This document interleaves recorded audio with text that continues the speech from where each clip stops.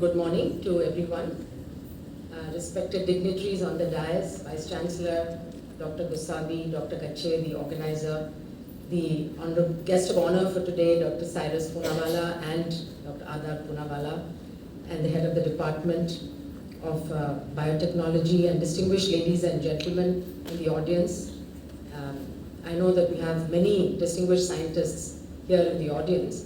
I think the topic, biology beyond boundaries, is very apt, because I think in today's world, we all recognize that science cannot be constrained within walls, within departments, within universities, or indeed within countries. And that science is a transboundary endeavor, and that it requires not only people across the world to work together, but I think even more importantly, people across different disciplines.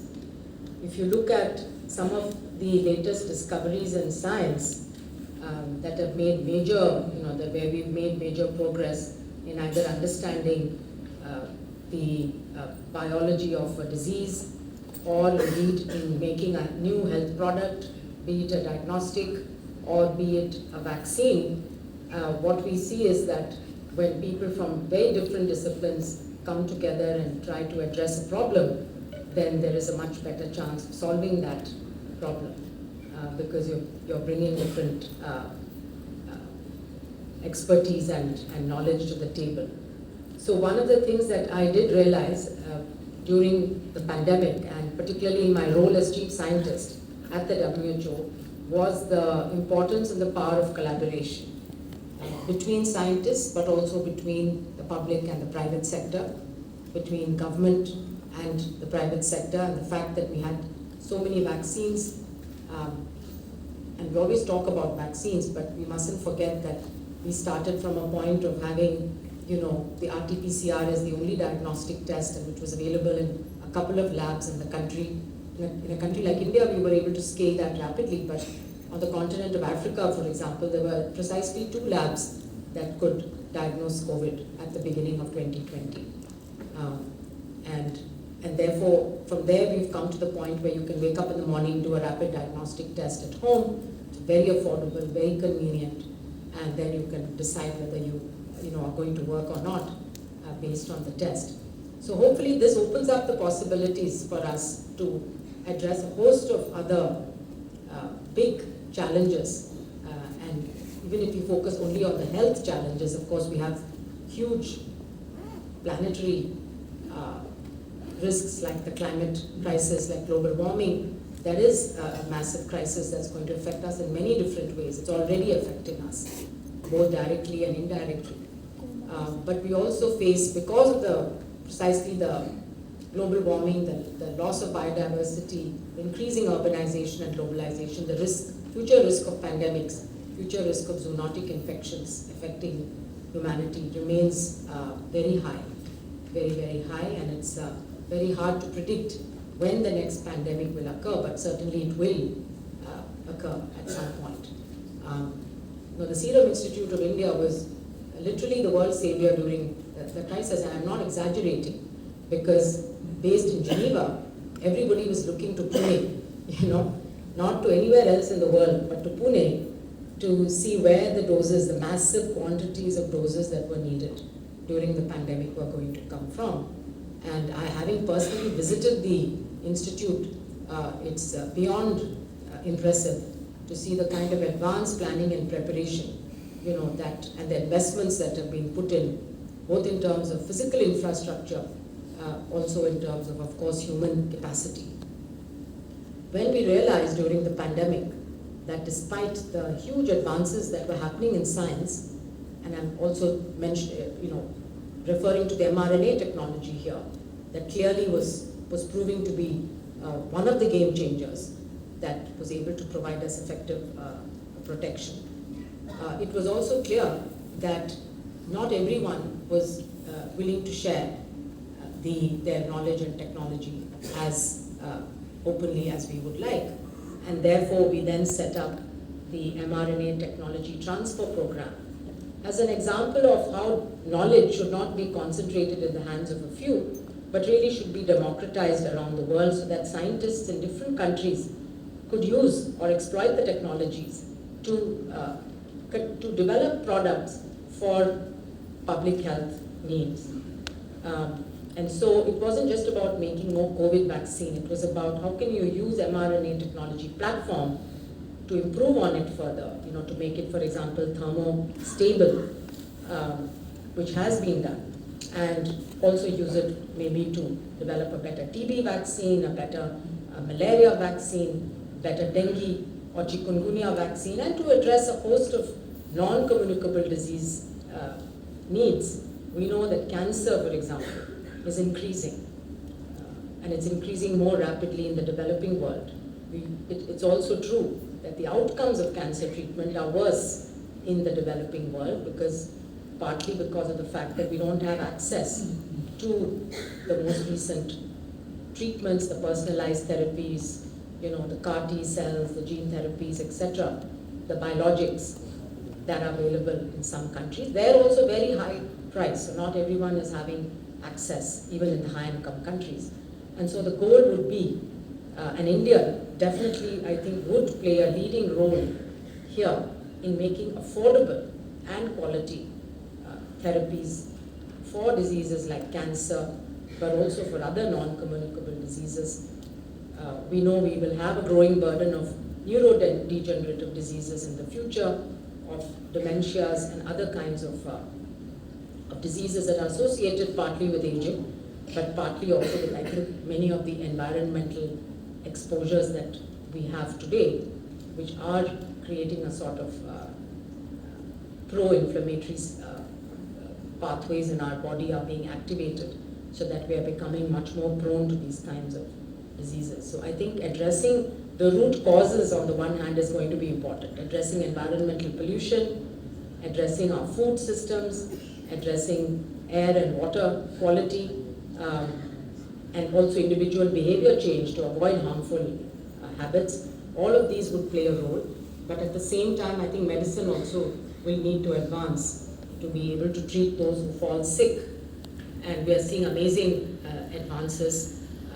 Adar mentioned the role of artificial intelligence in drug discovery, but also it can help. The large language models today are helping with also handling large volumes of data, of patient data, for example, but also the interface that they can provide, knowledge on demand, both to healthcare providers, but also to patients. So I think there's immense opportunities here to harness and leverage the explosion of the AI technologies, but again, it's about how do we use it, not only in a useful manner, in a safe manner, but also in a manner that is ethical and that respects people's privacy and rights.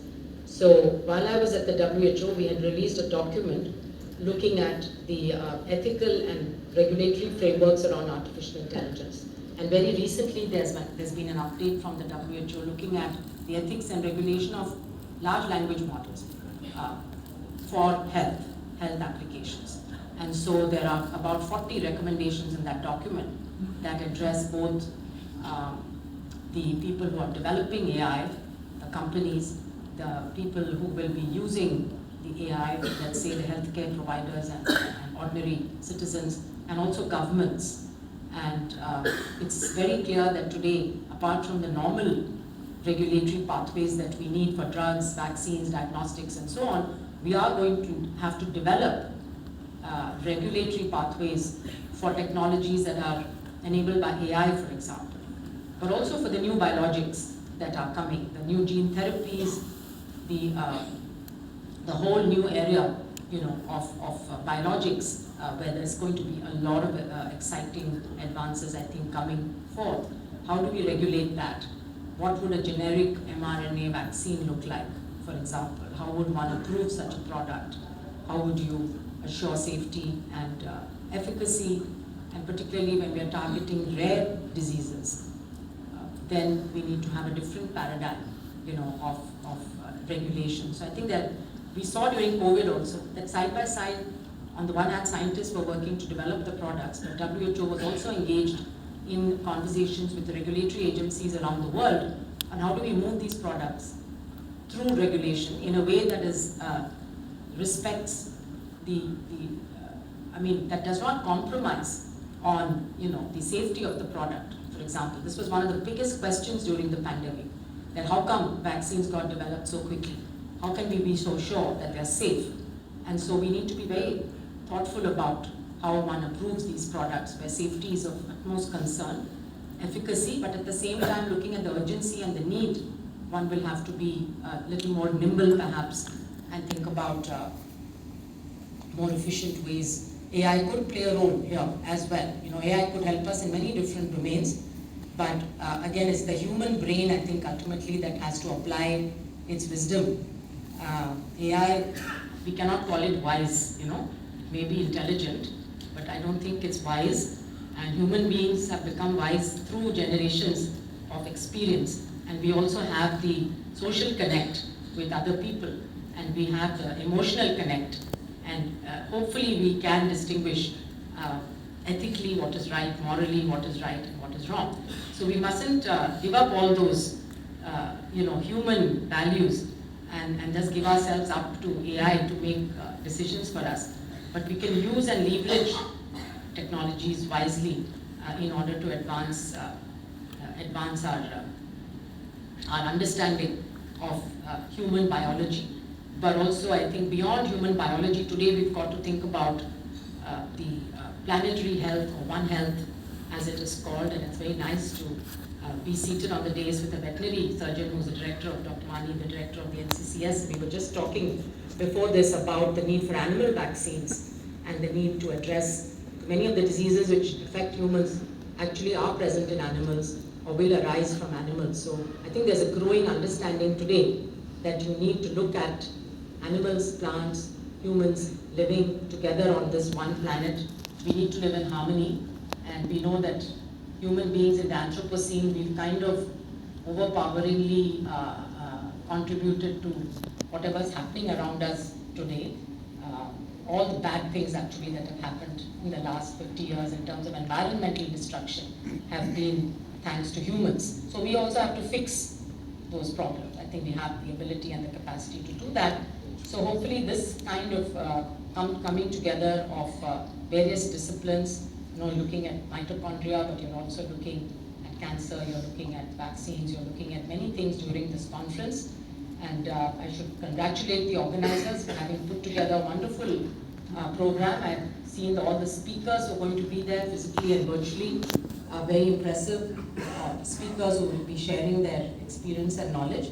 And so hopefully the younger people are going to get really motivated to pursue their career in science. I think one thing, again, the pandemic did do was to maybe reignite some interest in science, because everybody could see that science was the one that actually delivered the solutions, to help us end the pandemic.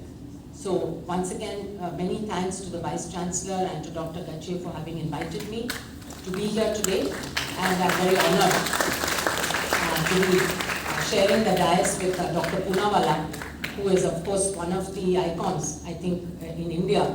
Certainly the Lifetime Achievement Award, I think he deserves many more and bigger awards, because I don't think many people have,